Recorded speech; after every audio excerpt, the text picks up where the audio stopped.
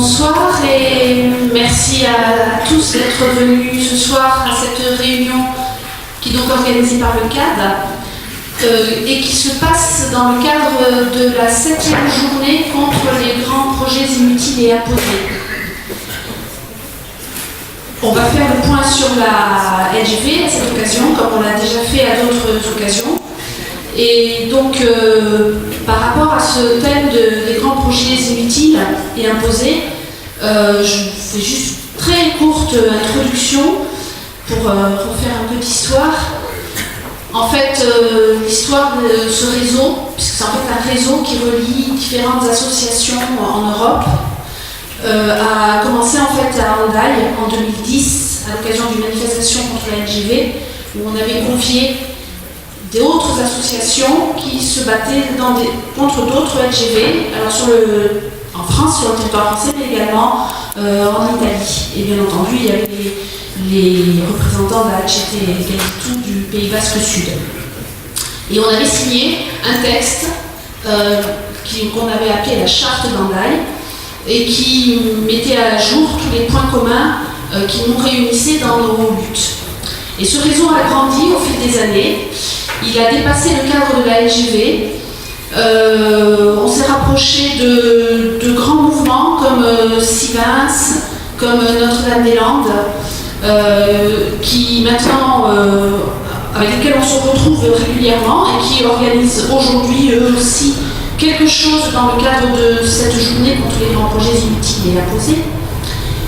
Et on a également organisé cet été à Bayonne un forum, et les affiches que vous avez là sont des décorations qu'on avait utilisées à cette occasion-là, du 15 au 17 juillet à Bayonne. On avait pendant 2 jours organisé des rencontres et des conférences avec toutes ces associations qui sont venues pour beaucoup de très loin. Et ça permet en fait de renforcer nos solidarités et de mieux nous connaître. Et en fait, on s'aperçoit rapidement que sur tous ces gros projets d'infrastructure, il y a vraiment des points communs dans la manière dont les projets sont menés, à l'encontre des populations, sur des données qui sont très souvent faussées, mensongères, des mensonges, des conflits d'intérêts, etc. Et donc on se tient les coudes, on se manifeste notre solidarité et on a fait des actions concrètes. Et à l'issue du forum de Bayonne, des délégations donc, de personnes qui venaient de toutes ces luttes emblématiques se sont retrouvées au Parlement européen à Strasbourg. Donc ça c'était en octobre de cette année, pour remettre à des députés européens la sentence qui avait été donnée par le tribunal permanent des peuples.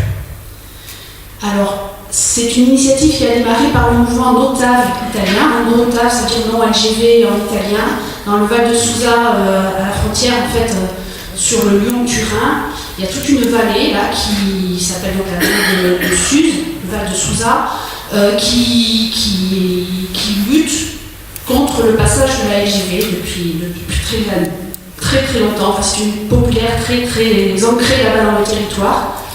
Et donc ils ont pris cette initiative de demander au tribunal permanent des peuples de venir regarder un peu la manière dont ces grands projets se passent. Alors le tribunal permanent des peuples, c'est un tribunal d'opinion. C'est pas un tribunal de pouvoir, mais son rayonnement est mondial. En fait, les juges, ce sont des juges bénévoles, mais qui sont des personnalités qui sont reconnues mondialement et qui en fait... Ce tribunal, en fait, c'est l'héritier des tribunaux de Bruxelles qui ont jugé les crimes de guerre des États-Unis au Vietnam. Et puis qui après donc se sont plutôt préoccupés du droit des peuples.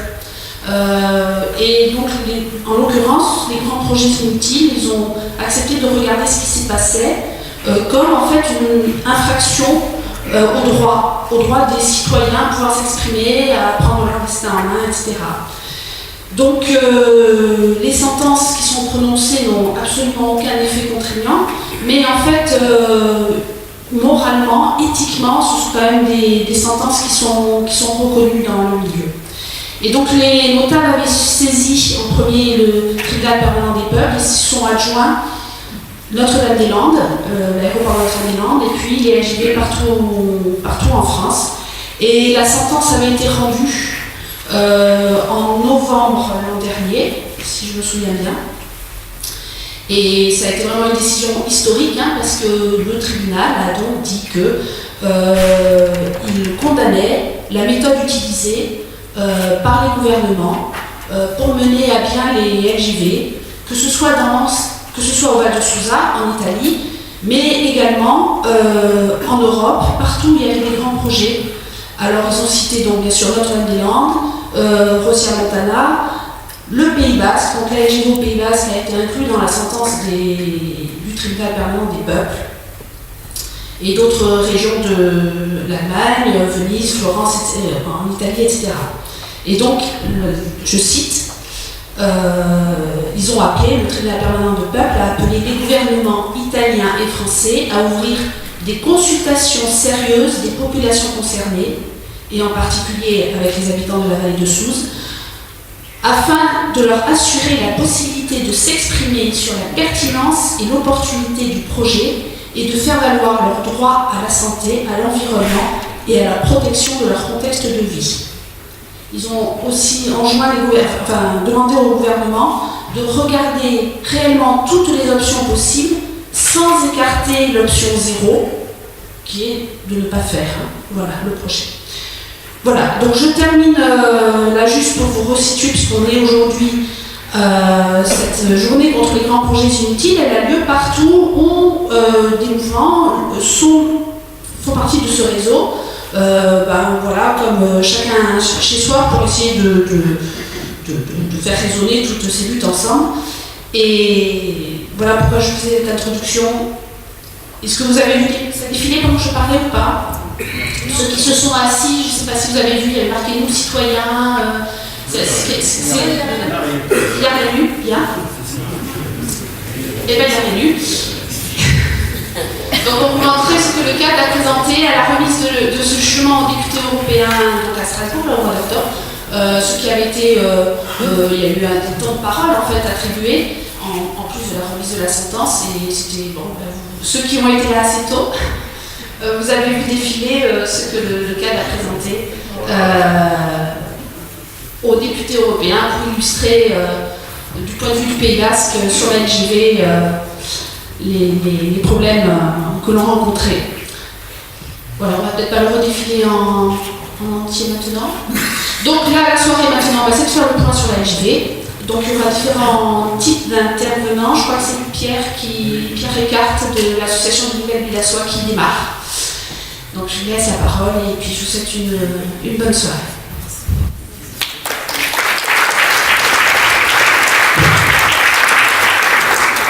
Bon, on va essayer d'aller vite parce qu'il y a beaucoup de diapositives à vous passer. On va parler donc du GPSO, Grand Projet Ferroviaire du Sud-Ouest.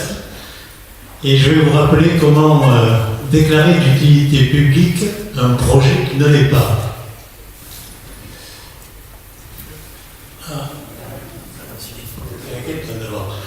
Il faut d'abord justifier donc le projet et lui trouver un prétexte. C'est soit un gain de temps, soit une ligne qui est saturée. Gagner du temps. Alors je vous prends quelques exemples. Voilà la façon dont LFF présente les choses. Ils nous disent, avec la LGV, Bordeaux-Mont-Marsan, 35 minutes. On va gagner 55 minutes. Ce qu'ils ne vous disent pas, c'est que la référence qu'ils utilisent, c'est la ligne actuelle. C'est-à-dire, vous faites Bordeaux-Mont-Marsan en 1h30, par la vieille ligne, qui n'est pas électrifiée, avec 6 arrêts intermédiaires, mais avec la LGV, vous n'arrivez pas à Mont-Marsan, vous arrivez à 17 km de Mont-Marsan, après vous devez monter dans un bus pour rejoindre Mont-Marsan. Donc vous voyez bien que le gain de temps annoncé n'est pas le vrai gain de temps. Cela, bien sûr, les promoteurs du projet ne vous le disent pas. On sature également la ligne. Comment? Eh bien, quand on est train de foire, Victor Pachon va vous en parler, un train arrive, on compte 2 trains, le même train repart, on compte 2 trains. Saturer la ligne également par des prévisions optimistes. Regardez un petit peu ce graphique, c'est ce qui était présenté au débat public en 2006. On nous disait qu'en 2013, avant que les Grecs basques soient mis en service, nous aurions 150 trains qui passent sur la ligne. Bon, au jour d'aujourd'hui, il en passe En 2016, 67. 200 confondus, bien sûr.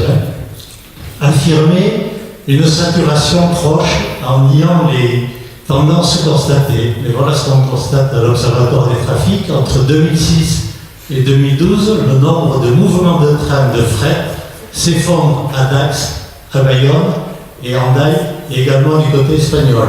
Mais ces évolutions, bien sûr, n'ont pas figuré dans le dossier d'enquête publique. Affirmer également une saturation proche en niant la réalité. Alors selon les RFF, il faut construire des LGV parce qu'elles vont diminuer le trafic des marchandises des poids lourds sur la route. D'ailleurs, c'est ce que vous dites aussi. On va enlever les camions de la route. Bon, mais regardez ce qui se passe. La LGV Perpignan-Barcelone, elle a été mise en route en 2010. Et bien voilà ce que vous constatez. Au Pertus, le nombre de poids lourds augmente. À Bériatou, le nombre de poids lourds diminue. Pourtant, ici, de ce côté, on n'a ni LGV, ni autoroute ferroviaire, alors que du côté de la Méditerranée, ils ont un LGV, ils ont une autoroute ferroviaire. Et malgré ça, le nombre de poids lourds augmente sur la route. Il faut ensuite majorer les prévisions de trafic. Alors là, on l'a déjà présenté. Voilà une prévision de trafic faite par RFF. Le 10 octobre 2012, ils vous disent le gain de voyageurs grâce au GPSO, 5,7 millions. 27 jours plus tard, à Saint-Sébastien, RFF présente la même diapositive, le gain de voyageurs grâce au GPSO, 7 millions. En juin 2014, il présente une autre diapositive, gain de voyageurs grâce au GPSO, 8,7 millions. Voilà un peu comment font les prévisions de trafic, comment RFF fait les prévisions de trafic. Et vous allez voir que ces prévisions de trafic, elles ont toujours été, ça c'était un extrait du bilan LOTI en route et des infrastructures. Et bien, vous voyez sur la colonne de droite, au fond, les écarts qui ont été constatés entre la prévision et le trafic réel. Vous voyez que pour la LGV, c'est la Paris-Lyon la première. Là, on ne s'était pas trompé. Mais regardez les autres écarts, moins 12%, moins 50%, moins 34%, moins 11,5%. Voilà. Il faut ensuite proposer de nombreuses dessertes. Bien sûr, pour vendre le projet, il faut dire on va bien vous desservir. Alors regardez ça. Pour les dessertes, RFF propose, mais la SNCF dispose. Il est prévu pour le GPSO 8 TGV aller-retour pour Bilbao et Barcelone en 2027. Or, il y a un TGV direct à l'heure actuelle entre Toulouse et Barcelone. Et bien ce TGV, il y en a un par jour. On a dû l'arrêter parce qu'il n'y avait pas suffisamment de voyageurs. Et il est devenu saisonnier, c'est-à-dire il fonctionne d'avril à septembre. Et là, on nous propose 8 allers-retours sur Bilbao et sur Barcelone. Ça ne se fera jamais. Regardez, pour Mont-Marsan, une agglomération de 53 000 habitants, c'est l'agglo de Mont-Marsan, ils auront 10 TGV aller-retour par jour. Et pour Dax, 57 000 habitants, avec l'agglo, il y aura 16 allers-retours. Voilà, donc selon RFF, d'ailleurs écrit dans toutes lettres, ces dessertes n'engagent pas les transporteurs, c'est-à-dire la SNCF. Ensuite, il faut rejeter toute rénovation du réseau existant comme alternative. Il est donc inutile d'étudier une véritable alternative au projet. Pour Paris-Toulouse, il y a une alternative, c'est la Poivre, mais elle a été étudiée après l'enquête publique. Quant à nous, pour Bordeaux-Dax, aucune étude alternative n'a été réalisée. Il faut ensuite affirmer, et ça RFF l'écrit, qu'une rénovation de ligne revient plus cher qu'une ligne nouvelle. C'est ce qu'ils ont dit au commissaire enquêteur. Or, regardez en 2006, il y a un document qui a été remis au Conseil des élus du Pays Basque. Et voilà ce qu'écrivait RFF, l'aménagement de la ligne actuelle, 220 km sur Bordeaux-Dax et 160 km sur Dax-Bayonne, et une mise à 4 voies dans certains secteurs, revenait à 2,3 milliards d'euros. Et la réalisation des lignes nouvelles, de 3 milliards 2 à 4 milliards 2.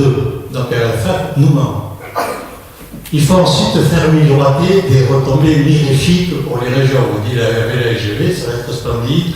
Vous allez avoir des touristes qui vont venir à longueur d'année. Vous allez avoir des emplois qui vont être créés, etc. Toutes les études universitaires prouvent le contraire. Et ensuite, il faut présenter un bilan socio-économique positif. Alors, on vous rebat les oreilles avec le bilan socio-économique. En 2 mots, je vais vous dire ce que c'est. Il consiste à évaluer l'intérêt qu'a un projet pour la collectivité. C'est-à-dire qu'on va colliger l'ensemble des avantages et l'ensemble des inconvénients. Ce bilan, ça se juge sur ce qu'on appelle la VAN, c'est-à-dire la valeur actualisée nette. C'est-à-dire c'est la somme des avantages et des inconvénients du projet en fonction de la date d'apparition. Voilà pourquoi c'est actualisé. En gros, retenez que si vous avez une vanne qui est positive, c'est le projet qui présente plus d'avantages pour la collectivité que d'inconvénients. Et c'est ce qu'ils essaient de faire, de présenter un projet avec une vanne positive. Alors, rendre rentable un projet qui ne l'est pas, eh bien le projet nous est annoncé, c'est ce que nous dit Rousset dans toutes ses interventions, avec une vanne positive de 4 milliards d'euros. Comment il fait pour arriver à une vanne positive? On va vous l'expliquer un petit peu plus tard, puisque c'est l'objet de votre recours au Conseil d'État. Et le vrai bilan socio-économique, on l'a recalculé, la vanne elle n'est pas plus 4 milliards d'euros, mais elle est entre 3,2 et moins 4,6 milliards d'euros, elle est largement négative. Et ensuite, il ne faut surtout pas parler de financement. Alors le coût, vous l'annoncez, c'est 9,6 milliards d'euros. Mais au jour d'aujourd'hui, aucune modalité de financement n'a été fixée. On ne sait pas qui paye. Alors on vous dit c'est l'État, c'est les collectivités, d'accord, mais à hauteur de combien? On n'en sait rien. Ensuite, il faut que le gouvernement signe la DUP, la déclaration d'utilité publique. C'est ce qu'ils ont fait. Mais d'abord, ils ont dû oublier les conclusions des instituts ferroviaires, des rapports maritaux, des rapports qu'eux-mêmes ont commandés. Le rapport Bianco, le rapport Mobilité 21, le rapport Oxiat, je ne vais pas vous les détailler, tous préconisent l'arrêt du tout LGV. Mais bon, ils ont commandé les rapports, ils se sont assis dessus. Puis il faut faire l'impasse sur le rapport de la Cour des comptes. La Cour des comptes a sorti un rapport, tout le monde en a parlé, la grande vitesse ferroviaire, un modèle porté au-delà de sa pertinence. Puis ensuite, il faut oublier les engagements de Jean-Marc Ayrault, qui a été Premier ministre, et de Cuvillier, qui a été ministre des Transports. Regardez ce qu'il disait. Jean-Marc Ayrault, en juillet 2013, reprenait à son compte les préconisations du rapport Mobilité 21, qui disait il faut stopper la construction des LGV. Frédéric Cuvillier, le ministre des Transports de l'époque, allait plus loin. Il disait seul le tout TGV est abandonné, c'est-à-dire les annonces de chantiers pharaoniques au mépris des besoins des autres territoires. Malgré ça, ils ont signé la DUP. Même M. Valls, qui a signé la DUP, voilà ce qu'il disait. Il a qualifié d'erreur le tout TGV. Le choix des majorités précédentes a été au développement à tout craint de nouvelles lignes. La priorité doit changer. Il s'agit de concentrer les moyens humains et financiers sur les lignes les plus empruntées, sur les transports du quotidien. Et enfin, vous savez qu'il y a eu une enquête d'utilité publique, eh bien, le gouvernement n'en a pas tenu compte, l'avis a été négatif, on est passé quand même. Voilà, ensuite il a fallu céder au lobbying incessant de quelques grands élus, Rousset en tête, vous le voyez un petit peu partout, et l'autre c'est M. Maggi, là, qui est le président de Midi-Pyrénées, l'ex-président de Midi-Pyrénées. Et puis surtout, il y avait en place un ministre landais qui était partie prenante. Alors lui, il a balayé d'un revers de main les conclusions de la commission d'enquête en disant « Je crois que le rapport d'enquête publique était manifestement imprégné de l'ère du temps ». Et ensuite, ils se sont prévalus de l'avis du Conseil d'État qui, soi-disant, serait favorable, mais ils ne l'ont jamais rendu public. Finalement, on peut se demander dans ce dossier où sont la transparence, où est la cohérence, où est l'écoute des citoyens. Que reste-t-il des engagements de notre président? Voilà ce qu'il disait sur France Inter. Tout doit être fait pour que sur chaque grand projet, tous les points de vue soient considérés. que toutes les alternatives soient posées, que tous les enjeux soient pris en compte. Nous devons explorer aussi de nouveaux modèles d'association des citoyens aux décisions qui les concernent, de nouvelles façons de communiquer, d'expliquer, d'entendre, de dialoguer. Un mauvais projet doit être arrêté rapidement. Finalement, vous voyez bien que la voix des citoyens n'est plus écoutée, mais il ne reste plus qu'une alternative, ce sont les recours en Conseil d'État pour que le projet soit définitivement abandonné. Vous savez que donc on est dans le Pays Basque, donc on ne pouvait pas faire de recours en Conseil d'État vu que l'enquête d'utilité publique ne nous intéressait pas.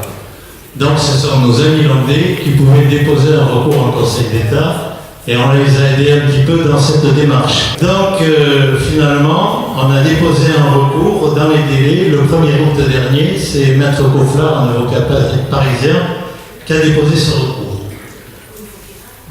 Donc très vite, je vais vous dire un petit peu qu'est-ce que l'on dit dans ce recours. On considère tout d'abord que les effets sur l'environnement ont été appréciés de façon très insuffisante parce que le projet quand même traverse 8 zones Natura 2000 et l'analyse des effets cumulés entre l'autoroute A65 et la LGV a été très incomplète. En plus, ils ont envisagé des mesures compensatoires qui sont illusoires et beaucoup d'études ont été renvoyées après la déclaration d'utilité publique. Donc finalement, elles seront en catimini, on ne connaîtra pas le résultat de ces études et on ne pourra pas intervenir. Et c'est voulu tout ça. Ensuite, nous avons considéré que les impacts positifs du projet sur l'aménagement du territoire, sur l'attractivité des villes, sur la réduction des émissions de gaz à effet de serre doivent être sérieusement relativisés au vu des études universitaires indépendantes et des retours d'expérience. On a pointé également de très nombreux oublis dans l'évaluation du coût du projet, parce qu'on nous dit qu'il coûte 9,6 milliards, mais en fait, par exemple, le coût du transport routier pendant la durée du chantier, qui va durer quand même 5 ans, n'a pas été pris en compte. Et pourtant, ça va être 2360 camions par jour ouvré qui vont circuler pour transporter les matériaux. Et ça, le coût n'a pas du tout été apprécié. De même, ils nous disent qu'ils vont faire fonctionner cette LGV avec de l'électricité propre, qui va être fournie par des fermes solaires photovoltaïques. Le coût, on n'en sait rien, il n'est même pas pris en compte. Ensuite, on a dénoncé surtout l'absence d'études alternatives pour Bordeaux-Dax. Ils ont dit de toute façon, la ligne actuelle sera saturée, donc ce n'est pas la peine de faire d'études alternatives. Or, la loi, le Grenelle de l'environnement exige qu'on fasse une étude alternative. Il s'est passé par-dessus. Alors là, c'est un petit peu plus compliqué. On a dénoncé l'insuffisance des avantages présentés dans l'évaluation socio-économique avec les prétendus gains de temps, je vous en ai parlé tout à l'heure, sur par exemple le bord de Mont-Marsan, et des prétendus de gains de voyageurs. Et ces gains de voyageurs, d'ailleurs, ne sont pas démontrés. Et puis surtout, les données de l'opérateur institutionnel, c'est la SNCF qui fait circuler quand même les gens, elles ne sont pas prises en compte. Donc dans le dossier d'enquête d'utilité publique, SNCF fait des prévisions de trafic qui sont contraires et différentes de celles que fait RFF. Mais ça, on ne tient pas compte. C'est RFF le maître d'œuvre, si vous voulez. Et la SNCF, on dit, oh ben non, il y aura moins de voyageurs. Non, ça ne fait rien, on ne tient pas compte. Ensuite, on s'est élevé contre ce projet, parce que c'est la première fois quand même que pour un projet, on l'a saucissonné avec 3 enquêtes publiques séparées. Alors, je vous rappelle, il y a eu une enquête d'utilité publique, elle a concerné la nouvelle ligne Bordeaux-Dax et Bordeaux-Toulouse. Mais il y a eu une autre enquête publique pour les aménagements ferroviaires faits au sud de Bordeaux et une autre enquête publique pour les aménagements ferroviaires faits au nord de Toulouse. En réalité, vous allez voir que ce découpage, il n'est pas du tout innocent. S'ils ont fait ça, c'est parce que vous allez voir que ces aménagements ferroviaires sont largement déficitaires. Donc, quand on saucissonne l'enquête publique, quand on va faire l'enquête publique pour la nouvelle ligne, on ne va pas prendre en compte les aménagements déficitaires du sud de Bordeaux et du nord de Toulouse. On a ensuite dénoncé le fait que les modalités de financement n'ont pas été fixées. Et on a présenté un projet, on ne sait pas comment on va le payer. Or, les dispositions du Code des transports obligent le maître d'ouvrage à présenter les différentes modalités d'un projet et lui interdit d'écrire ce qu'ils ont écrit dans le dossier d'enquête d'utilité publique, c'est-à-dire nous financerons ce projet par les modalités de financement habituellement mises en œuvre pour ce type d'infrastructure. Or, si vous avez suivi l'actualité, il y a eu la LGV Poitiers-Limoges, la déclaration d'utilité publique a été faite, le Conseil d'État a cassé cette déclaration d'utilité publique pour seul motif que les modalités de financement du projet n'étaient pas présentes. Et on est dans le même cas. Donc on se dit quand même qu'on a des chances d'aboutir. Alors le Conseil d'État, il faudra qu'il se déjuge. Un petit peu plus compliqué. Alors je vais essayer d'être clair, je vais lire comme ça vous allez peut-être mieux comprendre. La méthode d'évaluation socio-économique a été biaisée. Et là on dénonce ce que je vous ai dit, un découpage inédit du projet. Comme je vous l'ai expliqué, ils ont tronçonné le projet en trois, les lignes nouvelles et les aménagements ferroviaires au nord de Toulouse et au sud de Bordeaux. Pourquoi? Parce que ces aménagements sont déficitaires, ils ont une vanne négative, donc ils ne les prennent pas en compte. Et puis ensuite, ils ont fusionné Bordeaux-Dax et Bordeaux-Toulouse en disant c'est le même projet. Tout ça pour ne pas indiquer la vanne du projet qui est très faiblement positive pour Bordeaux-Dax. Elle est de 0,56 milliards d'euros. Et c'est un cheveu, positif d'un cheveu pratiquement. Et puis ensuite, ils ont arrêté l'enquête d'utilité publique à Dax. Pourquoi? Parce que le segment Dax-Espagne est largement déficitaire. Et vous voyez que la vanne, elle est à moins 4 milliards d'euros. Et puis ensuite, alors là, c'est pas nous, on n'est quand même pas des experts, mais on s'est appuyé sur ce qu'a dit le Conseil général à l'investissement. RFF a truqué comme ils ont pu. C'est-à-dire qu'il y avait une directive qui était la directive en vigueur au moment de l'enquête d'utilité publique, et ils ont préféré utiliser l'instruction cadre d'Eurobien, qui date de 2004, et qui leur était beaucoup plus favorable. Donc, ils n'ont pas appliqué la législation en vigueur. Et puis, même si on prend le cadre de l'instruction cadre Eurobien dans laquelle ils ont truqué sur l'application de la chronologie du taux d'actualisation. Alors tout ça, ça ne vous dit rien peut-être, mais ce sont des éléments qui font surestimer la vanne. Et puis ensuite, ils ont appliqué au projet un périmètre européen et non pas un périmètre territorial. Tout ça parce que ça leur était plus favorable. La LGVS vient de se terminer. Le périmètre qui a été appliqué, c'est un périmètre territorial. Pourtant, elle est internationale et elle n'a pas appliqué de périmètre européen.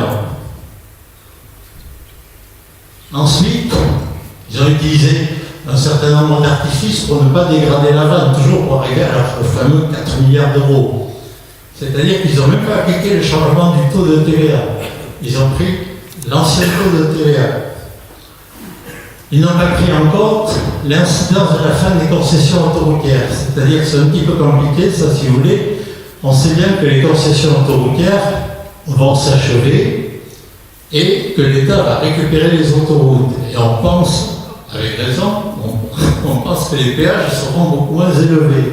Donc la concurrence entre le chemin de fer et la route sera tout à fait différente du fait de la baisse des péages. Ils n'en ont pas tenu compte. Et enfin, ils n'ont pas tenu compte des prévisions de trafic qu'a fait la SNCF. Et ils ont pris les prévisions de trafic de Réseau ferré de France. Tout ça pour vous dire que lorsqu'on monétarise tout ça, lorsqu'on calcule toutes les incidences de la non prise en compte de tous ces éléments, on arrive à une vanne qui est négative. Ce n'est pas nous qui le disons, c'est le Conseil général de l'investissement qui nous dit, avec la non prise en compte des concessions, de la fin des concessions autoroutières, la vanne est dégradée de 800 millions d'euros, etc., etc. Nous, quand on a fait le total, on arrive à une vanne négative qui est entre moins 3,2 milliards d'euros ou moins 4,6 milliards d'euros selon qu'on utilise ce que je vous expliquais, l'instruction clinée ou l'instruction d'Eurobian. Donc finalement, les deux arguments essentiels sur lesquels on a étayé notre recours, c'est un projet non financé, comme la LGV Poitiers-Limoges, et surtout un projet qui est non rentable avec une vanne réelle qui est négative. Donc maintenant, on n'attend plus la décision du Conseil d'État, et la décision, elle va survenir d'ici un an et demi. Et voilà.